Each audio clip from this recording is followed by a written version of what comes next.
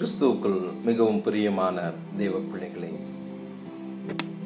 3ஆம் சங்கீதத்தை நாம் பார்த்து ஜெபிக்கப் போகிறோம்.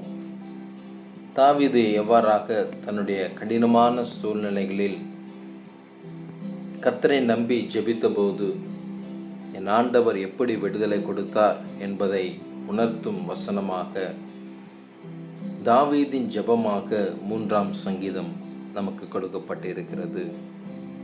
இந்த சங்கீதத்தில் 8 வசனங்களை கொண்ட ஒரு சிறிய சங்கீதம். இதை நாம் 2 பிரிவுகளாக பிரிக்கலாம்.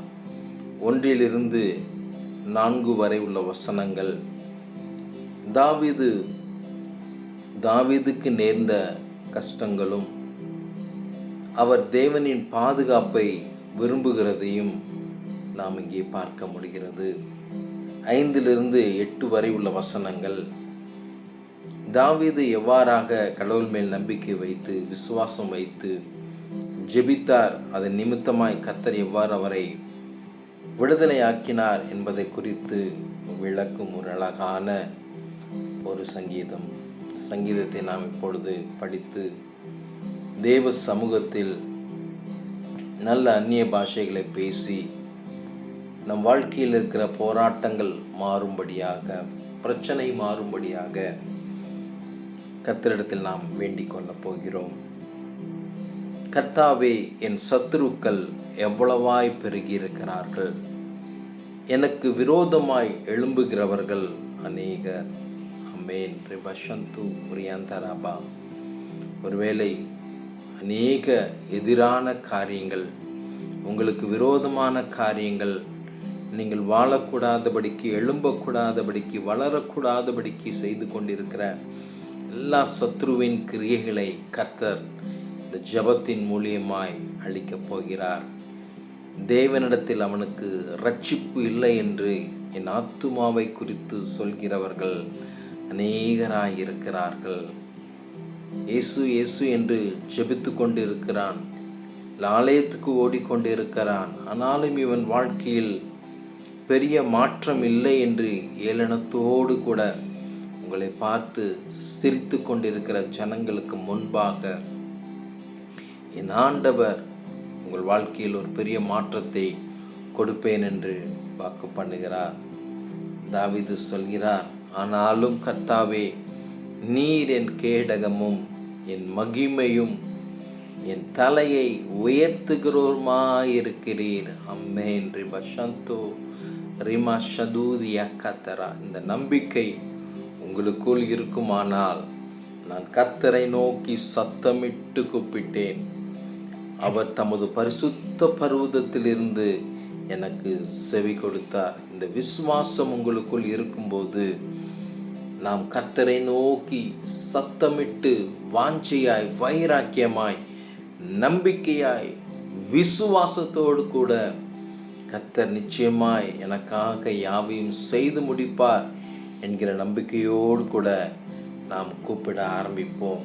கர்த்தர் நம் சத்தத்தை கேட்க வல்லவராயிருக்கிறார். நான் படுத்து நித்திரை செய்தேன், விழித்து கொண்டேன், கர்த்தர் என்னை தாங்குகிறார். ஒருவேளை போராட்டத்தின் நிமித்தமாய், பிரச்சனைகள் நிமித்தமாய், பாடுகள் நிமித்தமாய், மனசஞ்சலத்தோடு வேதனையோடு கூட என்ன செய்வது என்று தெரியாமல் அங்கலாய்ப்போடு கேட்டுக்கொண்டிருக்கிற சகோதரனே, சகோதரியே, உங்கள் வாழ்க்கையில் இருக்கிற எல்லா சத்ருவின் கிரியைகளையும் போராட்டங்களையும் கர்த்தர் மாற்றுவேன் என்று வாக்கு பண்ணுகிறார்.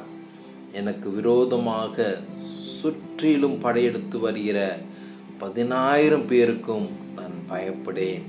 அந்த விசுவாசத்தோடு கூட, அந்த விசுவாச அறிக்கை, என் வாழ்க்கையில் என்ன பிரச்சனைகள் வந்தாலும், போராட்டங்கள் வந்தாலும் கர்த்தர் என்னோடு கூட இருக்கிறார் என்கிற நம்பிக்கையோடு கூட இருப்பீர்களானால், எவ்வளவு பிரச்சனைகள், பாடுகள் வந்தாலும் அதை குறித்து நீங்கள் கலங்க மாட்டீங்க.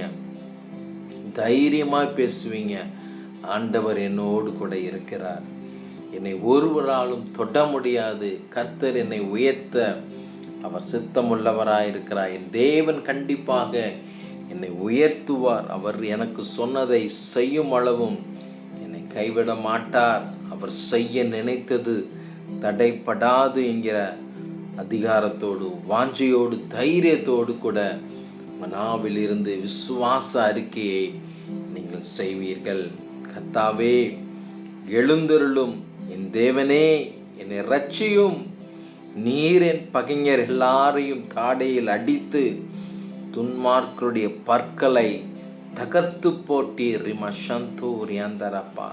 கர்த்தரிடத்தில் நாம் முறையிடும் போது, செபிக்கும் போது, சிலர்லாம் மனம் கசந்து அழுது செபிக்கிறதை உணர்கிறேன். கர்த்தர் சொல்கிறார், நான் உன் பகைஞரை முற்றிலுமாய் அழித்து போட்டு விடுவேன். உனக்கு விரோதமாய் செயல்பட்டு கொண்டிருக்கிற எல்லா பிசாசின் கிரியைகளையும் நான் அழிப்பேன் என்று கர்த்தர் வாக்கு பண்ணுகிறார். கலங்காதீங்க, சொந்து போகாதீங்க. கர்த்தரிடத்தில் இன்னும் அதிகமாய் முறையிட ஆரம்பியுங்கள். நாம் ஜெபத்தை கேட்கிறவர் நம்மோடு கூட இருக்கிறார். நாம் அழும்போது, பெருமூச்சு விடும்போது, நம் கண்ணீரையும் பெருமூச்சுகளையும் கேட்கிற தேவன் நம்மோடு கூட இருக்கிறார். உங்கள் வாழ்க்கையில் இருக்கும் எல்லா சத்ருவின் கிரியைகளையும் கர்த்தர் அழிப்பார்.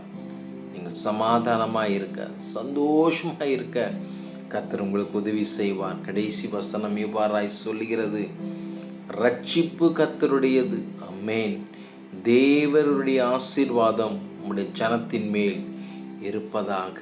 ஆமென். கர்த்தருடைய கரம் குறுகி போகவில்லை. உங்களுக்கு விரோதமாய் எழும்பியிருக்கிற எல்லா போராட்டங்களையும் கர்த்தரால் மாற்ற முடியும். தேவனால் கூடாத காரியம் ஒன்றுமில்லை. ரிபஷந்து ரியாந்தராப்பா. சொல்லுங்க, வாயில் அறிக்கை பண்ணுங்க, ஆண்டவரே, நீர் எனக்கு கேடகமாயிருக்கிறீர், நீர் என் மகிமையும் என் தலையை உயர்த்துகிறோருமாயிருக்கிறீர் என்று வாயினால் நீங்கள் அறிக்கை பண்ணும்போது கர்த்தர் சொல்லுவார், என் பிள்ளை பாரு, என்னை நம்பி இருக்கிற பிள்ளை, என்னை விசுவாசித்து நான் அவனை கைவிட மாட்டேன் என்பதை நிச்சயமாய் அறிக்கை பண்ணி கொண்டு இருக்கிறான் என்று கர்த்தர் சந்தோஷப்படுவார். கண்டிப்பாக அவருடைய கரம் குறுகி போகவில்லை. அவருடைய ஆசீர்வாதம் உங்கள் மேல் கண்டிப்பாக வரும். கர்த்தர் உங்களை ஆசீர்வதிப்பார். உங்கள் வாழ்க்கையில் இருக்க எல்லா போராட்டங்களையும் கர்த்தர் மாற்றுவார். உங்களுக்காக ஜெபிக்க விரும்புகிறேன். அப்பா, இதை கேட்டுக்கொண்டிருக்கிற ஒவ்வொரு தேவ பிள்ளைகளையும் ஆசீர்வதிங்க. என்ன போராட்டத்தில் இருந்தாலும் இந்த ஜெபத்தின் மூலியமாய் கர்த்தர் ஒரு விசுவாசத்தை பிள்ளைகளுக்கு கொடுத்து வாழ்க்கையில் இருக்க எல்லா போராட்டங்களையும் கர்த்தர் மாற்றி ஒவ்வொரு பிள்ளைகளையும் கர்த்தர் நீர் ஆசீர்வதிப்பதற்காய் நன்றி. பரபசந்து ரியாந்தரப்பா. இப்பொழுதே தேவனுடைய விடுதலை, ரட்சிப்பு உங்களுக்கு நேராய் வருகிறதை நான் உணர்கிறேன். கர்த்தர் உங்களை ஆசீர்வதிப்பார்.